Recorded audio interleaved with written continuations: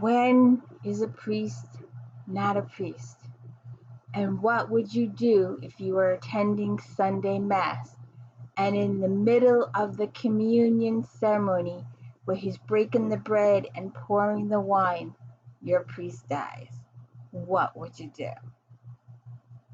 Hey everybody, welcome to the D. Louise book series. I'm Christina, K-R-I-S-T-I-N-A. And we're getting to my favorites here. J.D. ROBB, Nora Roberts, Salvation in Death. A priest has been murdered. Is he a priest? Was he a priest? You'll have to read. But there are things going on in this book. And I'm going to tell you some stuff. You have to forgive me with this one and promises, especially promises. I'm going to sit and read the whole book now. Almost. They're just too cute. All right, first of all, we're investigating the priest who has deceased, and you know Eve is a New York City Police and Security Department lieutenant, and she's married to the richest man in the world. Oh, like her. She's married to the richest man in the world, and she has social issues, and she has nightmares, and she's learning how to be social. She's gathering a very large group of friends. So if you're a fan of the series, you know all that. And you know that she is friends with Morris. And Peabody and Eve have just finished with Morris. You gotta wonder who, Peabody said, the minute they walked back down the White Tunnel. Of course I wonder who. I get paid to wonder who. No, well, yeah, but I meant the roses. Who sent Morris all those roses and why? Jesus, Peabody, the why's obvious. I can't believe I made you detective. The why is thanks for banging me into another plane of existence. It doesn't have to be that, Peabody countered, just a little miffed. It could be a thank you for helping her move into a new apartment. If you get a token for lifting furniture, it's going to be a 6-pack of brew. A big-ass bunch of roses is for sex. Really good sex and lots of it. I give McNabb really good sex and lots of it, and I don't get big-ass bunches of roses. I bet Rourke buys you roses, Peabody murmured. Did he? But Eve eventually tells her it's Detective Coltrane, who will become a huge part of Promises. Then, because it's a priest, they need to talk to the priesthood, the Vatican, the bishop, the guy in charge.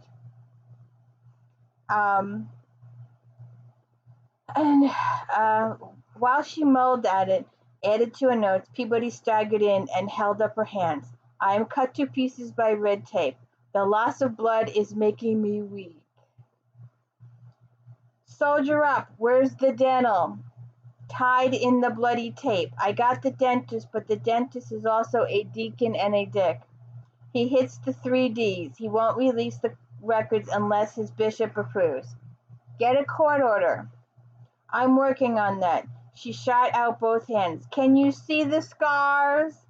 The dentistry is affiliated with the church, and judges and stuff get all wishy-washy when religion weighs in. Our subject is dead, has been officially ID'd. Nobody wants to push on dental records until this bishop guy gives his blessing or whatever. Pretty much the same deal for the New York records. Well, talk to the bishop and have him sign off. Do you see the blood pooling at my feet? Peabody demanded, pointing at her red-hot air skids. I got as far as the bishop's assistant, which was a vicious battle with many casualties, and the upshot is I had to put in a request in writing in triplicate and send that in. The bishop will consider the request and give us his decision within 10 days. That's bullshit. I want an alcoholic beverage and a nap. Get him on the link from here. As long as I get to watch. Peabody put the transmission, then dropped into Eve's single rickety visitor's chair. Which She needs to replace. Yeah, I know. She doesn't want people to stay too long and all that. But some people that do visit her deserve a better chair. The father's styles came on screen. Eve decided he looked pious and swarmy at the same time. Lieutenant Dallas, NYPSD. Yes, Lieutenant, I spoke with your assistant. Partner, Eve said, and got a weary double thumbs up from Peabody. Partner, excuse me, I explained the protocol for your request. And now I'm going to explain something to you. There's a dead guy in the morgue who may or may not be Miguel Flores. The longer you run around with me on this, the longer he's going to be lying on the slab. And the longer he's lying on the slab, the easier it is for information, such as some New Mexican guy in a pointy hat obstructing a murder investigation, to leak. Pure shock, and it seems sincere, widened Still's eyes. Young woman, your lack of respect won't. Lieutenant Eve Dallas, Homicide, New York Police and Security Department. I don't respect you. I don't know you. I don't know your bishop. So hey, no respect there either. And I don't give a rat's ass if you respect me, but you will respect the law. She gave him a half-second to sputter, but she continued pounding. And you'd be smart to respect the power of the press, pal. Unless you want this all over the media, screw with me, you better believe I'll screw with you. So you better get your Bishop New York talking to your Bishop Mexico and have both of them tell their respective dentists to have those records on my desk by noon tomorrow. New York time. And there will be hell to pay. Threats will hardly. You've got it wrong. No threats, facts, hell to pay.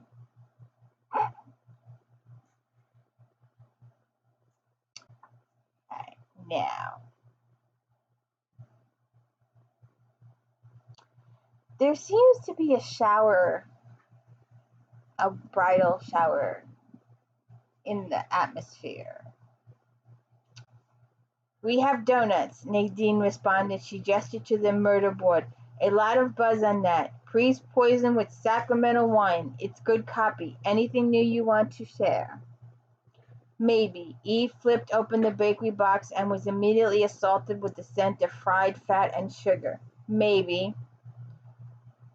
Eve went directly to the auto chef to program coffee. After the briefest of hesitation, she programmed a second cup for Nadine. Thanks. 1 minute for personal business before we get back to our natural forms. Charles and Louise' wedding. Oh, crap. Oh, stop. With a laugh, Nadine lifted the coffee sip. The doctor and the retired licensed companion. It's completely adorable and desperately romantic, and you know it. Eve only scowled. I hate adorable and romantic. Bull, you're married to Rock. In any case, I think it's wonderful you're hosting the wedding and standing up for her. I just wanted to tell you I'd be happy to help with the shower. Louise can take her own shower. She's a big girl. Bridal shower. Oh, crap. Nadine fluttered her lashes. You're just too sentimental for your own good. So do you think a big girl party at your place? You could rent a ballroom or hell a planet, but Peabody and I thought something more fun and informal at your house. Peabody? Eve uttered the word like it was a betrayal. We've chatted about it a couple times. Why don't you chat about it lots more, and then I'll show up when and where.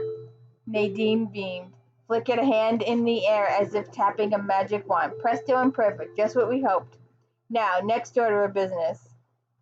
Nadine reached in her city-swallowing bag and came out with a disc. This is it. This is the book. Uh-oh. My book, Dallas. Deadly Perfection, the ICOV Agenda. Or it will be the book when I turn it in, but I want you to read it first. Why? I was there. I already know how it ends. Exactly. Why? You were there and you stopped it. Risked your life to stop it. I want you to tell me if I went off and where. This is important to me, Dallas. Not just to me, though, oh boy, it really is. It's important information. It's an important story. And it wouldn't be a story, it wouldn't be my story without you.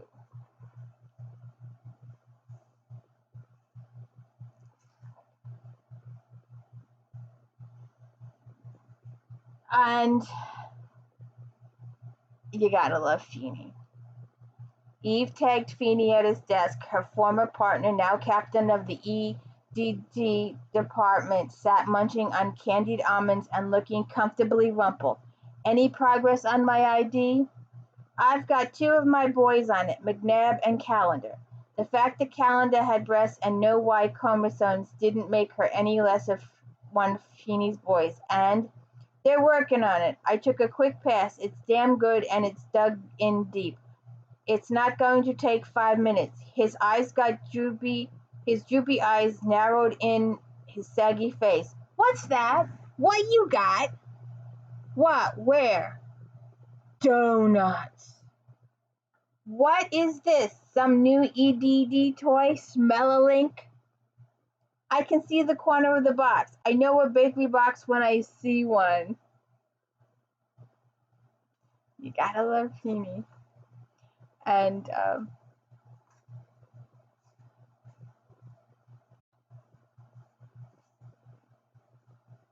there's no way we can let this go.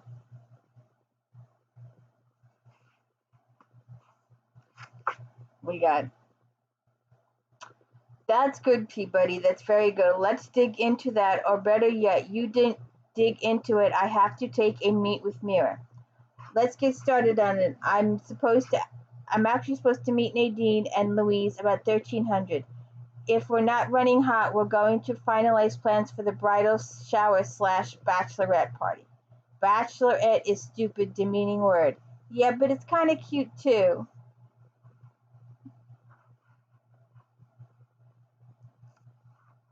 Alright, now, the big moment. The big moment. The LaRoche.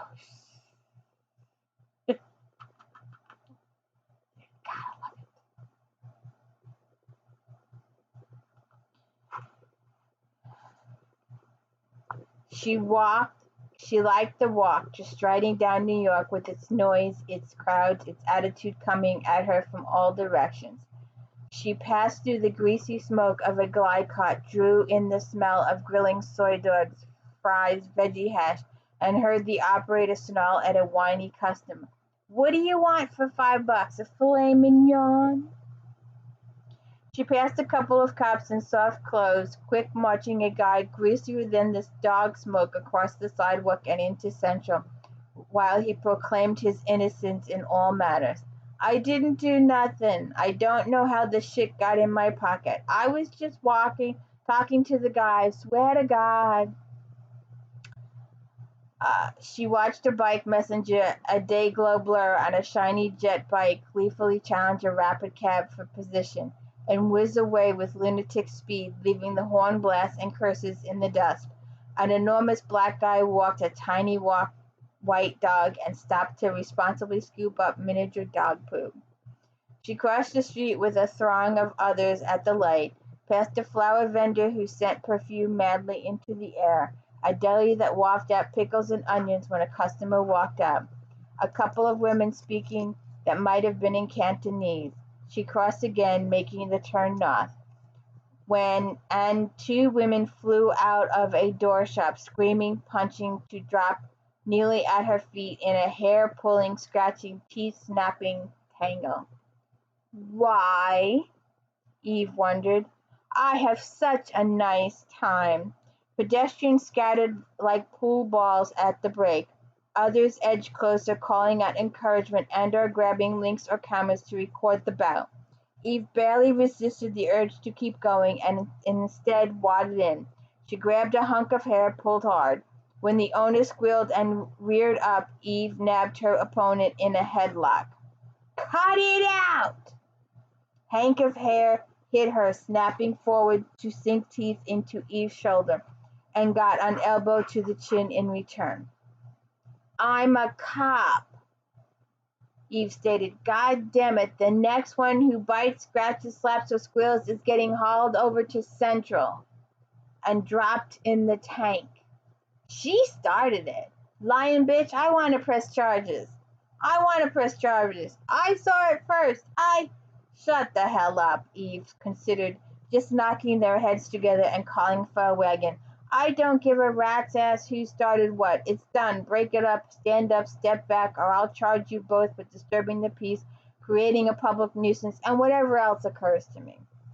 They glowered at each other but said nothing else as they climbed to their feet and stood with Eve between them. A third woman gingerly opened the door. I called the police. I am the police, Eve said. Oh, thank goodness. Showing considerable faith, the shopkeeper opened the door wider. I just didn't know what to do. These ladies were in the shop. We're having a nice sale today, and they both wanted the Betsy LaRoche triple roll bag and peony. We only have one. Things got very heated, and before I knew it, they were fighting. Eve held up a hand. Let me get this straight. You got a bloody lip, a ripped shirt, ruined pants, and a black eye coming on between you over a bag? A LaRoche, the one with the bloody lips, a 10% off, and I saw it first. I had my hand. Bull, I saw it first, and you came running across the liar, bitch. And they leaped around Eve and at each other's throats. Oh, for Christ's sake. She broke it up this time by grabbing both by the hair and shoving faces against the wall. Two things can happen now. You can each go separate ways unless this lady here wants to press charges. Oh, no, the shopkeeper peered out of what was now a tiny opening. No, that's okay, thanks. Your separate ways is option one, Eve continued, and noted the black and white pulling up to the curb. And neither one of you will come back to the establishment for the next month, or I'll hear it about it. Option two is I'm on the job, she said to the uniforms as they strode across the sidewalk. Can't get any ID right at the moment. Option two is I will have these two officers cuff you and put you to the back of their vehicle and take you the few blocks to Central to book you on a variety of annoying charges I will list. Either way, neither of you is getting that stupid bag. Choose. I'll leave if she leaves. Okay, all right. You go south, you go north. Don't speak, don't look at each other, just start walking. And she releases them. Then she gets to the restaurant with Mira.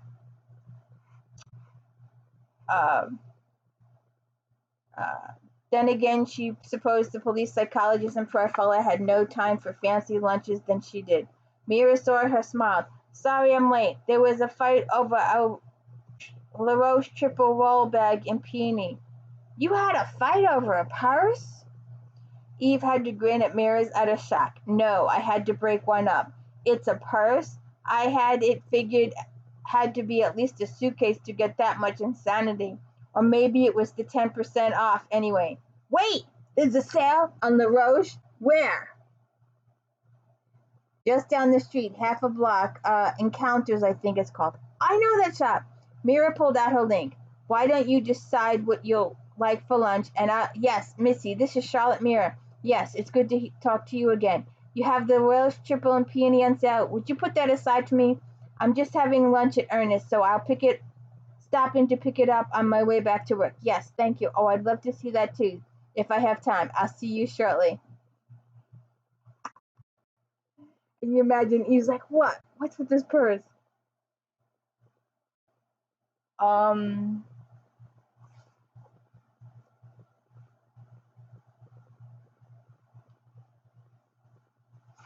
This is just to be cute. I just had to throw this in. She managed to cut Peabody off, but barely jogged down the steps as Somerset opened the door to her partner. Eve kept going. Peabody with me? But we're moving, Eve said, and pointed toward the vehicle. Get in, 1 minute.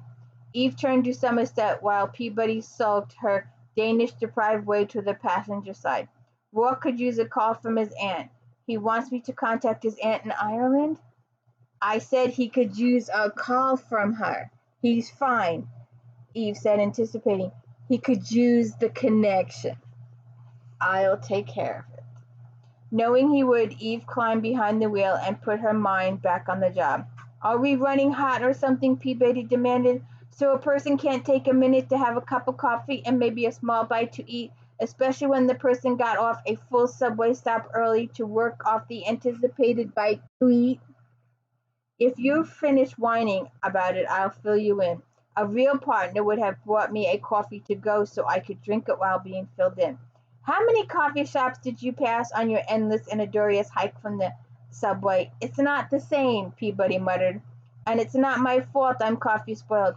You're the one who brought the real stuff made from real beans into my life. You addicted me. I know, I'm no Sue Erickson. You've got to get those audio tips and have Sue Erickson read them to you. She's brilliant. She's absolutely brilliant. But you'll have to read the book to find out how Ariel Greenfeld solves the case with a cake. A cake. I'm serious. A cake. She solves the case with a cake. And when is a priest not a priest? So please check it in. My pal here fell asleep with my reading. I hope you enjoyed my reading. I hope you stuck around to the end. And please hit the like and subscribe. Let me know I'm doing a good job. It's just me reading books, talking books. That's all it is. Nothing special, no special effects. Please hit the like and subscribe. I'd really appreciate it. Thank you.